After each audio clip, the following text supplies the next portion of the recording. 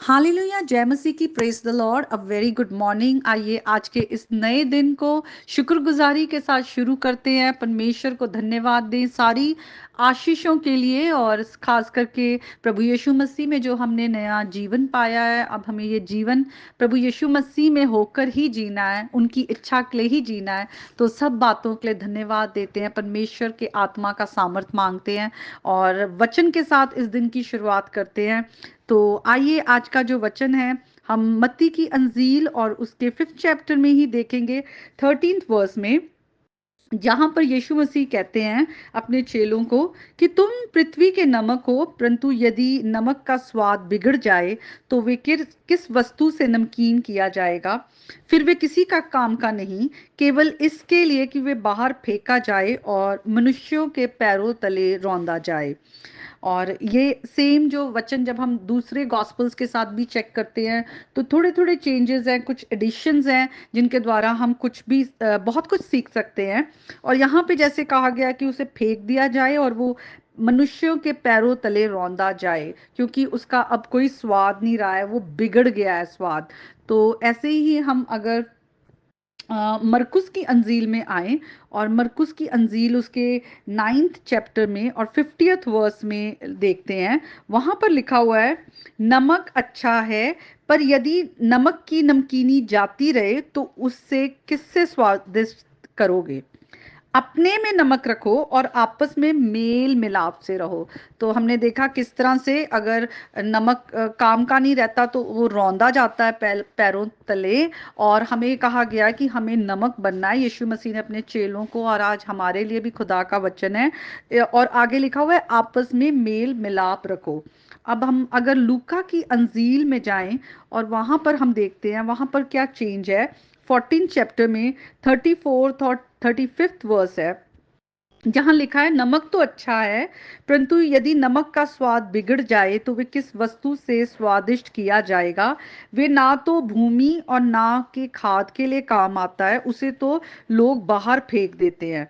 जिसके सुनने के कान हो वे सुन ले। तो यहाँ पर जो थोड़ी थोड़ी एडिशंस हैं, एक ही बात कही गई है कि नमक का स्वाद रहना चाहिए और हमें शांति के साथ एक दूसरे के साथ रहना चाहिए। और जो उसका नेगेटिव वो लिखा हुआ है कि वो बिगड़ जाए तो वो पैरों तले रौंद दिया जाता है और वो किसी काम का नहीं रहता, मतलब वो किसी के लिए भी वैल्यूएबल नहीं है, ना भूमि के और ना खाद के लिए किसी चीज के काम नहीं आता है। तो हम ये जो यीशु मसीह नमक के मेटाफोर के साथ बात कर रहे हैं, ये हमारे जीवन में हम किस तरह से यीशु मसीह के कहे हुए वचन को अप्लाई कर सकते हैं। तो अगर हम सोचें कि नमक को हम किस तरह से इस्तेमाल करते हैं, नमक हमारे खाने को स्वादिष्ट बनाता है और केयरफुल रहना चाहिए। अगर नमक ज़्यादा भी हो जाए तो बिगड़ भी जाता है स्वाद, हम खा नहीं सकते। अगर खाने में नमक ज़्यादा हो जाए तो बहुत बैलेंस रखना पड़ता है। और दूसरा ये कि जो नमक है, हम इसे जब हम कुछ अचार या कुछ भी ऐसी चीज़ बनाते हैं, एक प्रेजर्वेटिव की तरह यूज़ करते हैं कि वो चीज़ जल्दी ख़राब ना हो। तो नमक इसलिए भी इस्तेमाल किया जाता है, पिकल्स के लिए या कोई और भी हम चीज़ों को जो प्रिजर्व करना चाहते हैं, ज़्यादा देर तक रखना चाहते हैं, तो उनमें हम नमक ऐड कर देते हैं कि वो जल्दी ख़राब ना हो। और तीसरा है कि नमक जो है हीलिंग भी लेकर आता है। जब कोई जख्म हो जाता है और नमक के साथ उसमें जो अगर बैक्टीरियाज जो पैदा होते हैं, जख्म में कई बार बैक्टीरियाज पैदा हो जाते हैं, तो उनको वो मार देता है, वो किल कर देता है उन बैक्टीरियाज को, बुरी चीज़ों को, और फिर हीलिंग आ जाती है, चंगाई सी आ जाती है। तो नमक के कितने सारे फायदे हैं हम देखते हैं। तो आज ये जो हम वचन पढ़ते हैं कि हमें नमक बनना है, तो किस तरह से हम इन चीज़ों के लिए जो नमक का इस्तेमाल होता है, हम इसे अपने जीवन में अप्लाई कर सकते हैं। अगर हम वो चलते फिरते नमक है तो हम किस तरह से खुदा के वचन को देखें। प्रेजर्वेटिव, हम जो रिश्तों को प्रिजर्व कर सकते हैं कि जो हमारे रिश्ते हैं वो अच्छे बने रहें, लॉन्ग लास्टिंग रहें। जैसे नमक जो है चीज़ों को जल्दी खराब नहीं होने देता, उसे लंबे समय तक रखता है, हम भी रिश्तों को खराब होने ना दें और रिश्तों में हम उसे प्रिजर्व करें, रिश्तों को वैल्यूएबल समझे, उन्हें संभाल कर रखें। और जिस तरह से नमक जो है वो चंगाई लेकर आता है, उसी तरह आज दुनिया में लोग बहुत दुखी हैं, परेशान हैं, टूटे हुए हैं। हम लोगों के जीवन में वो हीलिंग, वो कंफर्ट लेकर आए, और लोगों के जीवन में कहीं दुखी है, परेशान है, उनके साथ जाएं, खुदा का वचन बोलें, उनके साथ प्यार से बात करें, प्रभु का प्रेम दिखाएं, और हम उनके लिए प्रार्थना करें, और उनकी किसी भी तरह से हम मदद कर सकते हैं तो हम मदद करें। और तीसरा हमने देखा किस तरह से स्वाद जो खाने का है वो बैलेंस जब हम करते हैं तो नमक से आता है। तो हम देखें कि किस तरह से हम दूसरों की जिंदगियों को बिल्डअप करें, जो हमारे वर्ड्स के साथ, जो हमारे मुंह से जो हमारे शब्द निकलते हैं, वो या तो दूसरों को तोड़ते हैं या तो दूसरे को बनाते हैं, बिल्डअप करते हैं। पर हमें उसको बिल्डअप करना है। हम खुदा के बच्चे हैं, नई सृष्टि हैं। पुराने जीवन को हम मार के अब यीशु मसीह के नई जीवन में चलते हैं। तो हमें लोगों के जीवन में ब्लेसिंग बनना है, हमें उनके जीवन में वो टेस्ट ऐड करना है। देखते हैं, हम कुछ आयतों को देखेंगे। अगर हम कुलूसियों की पत्री में जाएं और उसके 4th चैप्टर में 6th वर्स में लिखा हुआ है, तुम्हारा वचन सदा अनुग्रह सहित और सलोना हो, कि तुम्हें हर मनुष्य को उचित रीति से उत्तर देना आ जाए। किस तरह से हम लोगों के साथ बात करते हैं, हमें बहुत केयरफुल रहना चाहिए कि हमारे मुंह से कोई भी ऐसे वर्ड्स ना निकले, बातें ना निकले जो दूसरे को ठोकर का कारण बने, दूसरे को चोट पहुंचाए, हर्ट कर दे। और इंग्लिश में बहुत ही अच्छा लिखा हुआ है, let your speech be gracious, seasoned with salt.